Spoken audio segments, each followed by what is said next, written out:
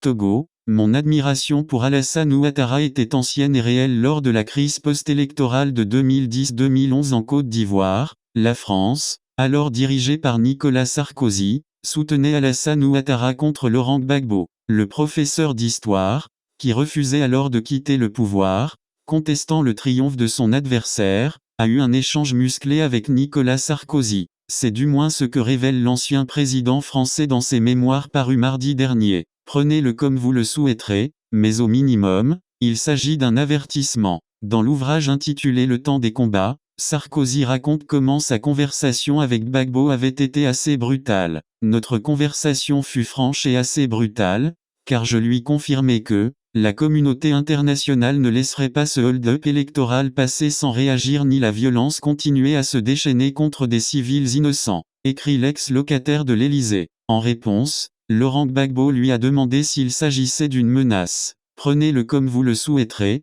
mais au minimum, il s'agit d'un avertissement que vous auriez grand tort de sous-estimer, a répondu Sarkozy, selon son récit. En avril 2011, Laurent Gbagbo est arrêté et le mois suivant, Alassane Ouattara est investi président de la Côte d'Ivoire. Nicolas Sarkozy se déplace en Côte d'Ivoire pour assister à l'événement. Mon admiration pour Alassane Ouattara était ancienne et réelle dans ses mémoires. Il présente Ouattara comme un ami fidèle, un démocrate, un économiste, un intellectuel. Il n'a jamais ni déçu ni trahi notre amitié. Mon admiration pour Alassane Ouattara était ancienne et réelle, raconte-t-il. L'ancien président français révèle, par ailleurs, que son prédécesseur Jacques Chirac n'appréciait guère l'actuel président ivoirien. Il allait même jusqu'à dire qu'il ne sera jamais élu. Lorsqu'il m'en parlait, il utilisait l'expression à dessein sarcastique, ton ami Ouattara, et il ajoutait, crois-moi, il ne sera jamais élu, raconte Sarkozy.